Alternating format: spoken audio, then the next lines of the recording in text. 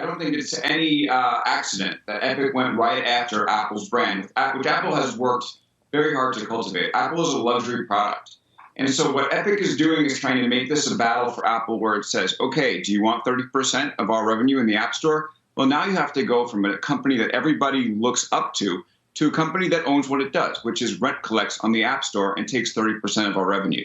And that's why Epic has had this public relations campaign ready to go. It's why it spoke about Apple's history in the lawsuit. And it's why this was so planned, one move after the other, to show the public that this is actually what Apple is. And if Apple's going to take our money, they better own what they're doing. Alex, it sounds like you may be on the side of Epic here. Well, look, I mean, I asked myself, what does Apple, well, what do developers get from the 30% that they pay Apple in terms of the revenue that they hand over to stay on the App Store? So they get the right to exist. That's one thing. They get quick payments. That's another.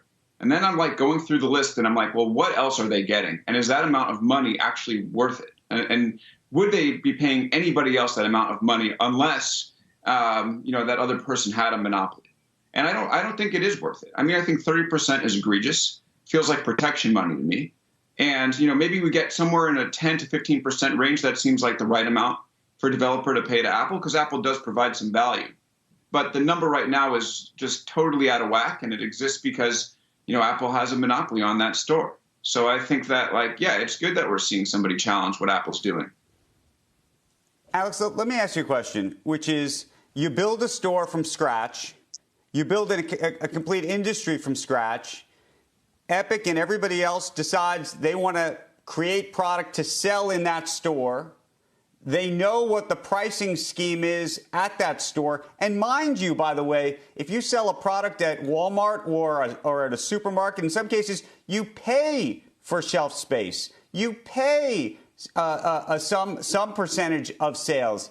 That's the business. In many cases, as you know, apps on Apple don't even charge anything, in which case Apple gets nothing for it. And by the way, also spends an enormous amount of money curating it, approving each iteration of the app.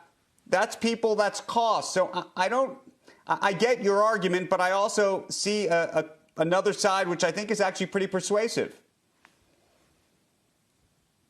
Well, here's the counter argument, right? You have Apple, that's basically the only show in town, right? You don't like what's going on inside Walmart, you go to your neighborhood store. You don't like what's going on inside the Apple App Store, where are you going to go? Maybe you could go to Google, but Google is doing the same exact thing.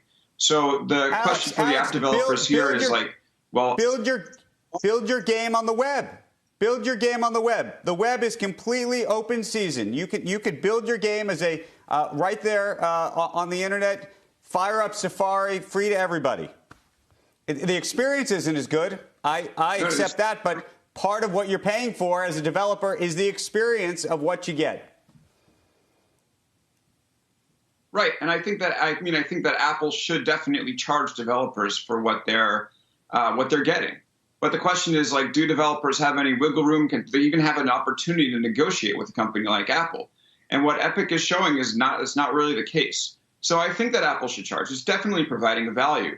But there should be, this is how markets work, right? You want to have the ability for the supplier and the demander to actually figure out a price that makes sense versus the supplier set the price and you're sort of out of the market otherwise.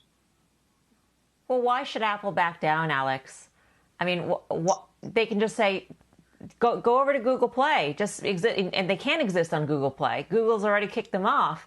And so what impetus is there for Apple to say, you know what, we'll sit down at the bargaining table with you and bring down that nice 30% cut that we've been getting all these years? Apple should back down because rent collecting is bad for its business long term, right? So you have to decide as a business, do you want to make your money milking your asset, or do you want to make your money innovating into the future? And right now, Apple has decided that it wants to be a rent collector. And I mean, it's worked out fine under Tim Cook. I won't deny that. But the question is, if you think about Apple's long-term sustainability, does it want to build a culture where its business is taking a fee off of other people's businesses, or does it want to force itself to invent its way into the future? if I'm Apple and I'm thinking long term, right, I want to have a more inventive culture, not a more asset milking culture. And, as long as the company continues to rely on other people's money to make its bottom line, it's going to turn stodgy, slow, bureaucratic, and I think it will eventually fall apart. So if I'm Apple, like the case right here to back down is to think about where I'm going in the long term, and it should be in an inventive way, not a rent-seeking way.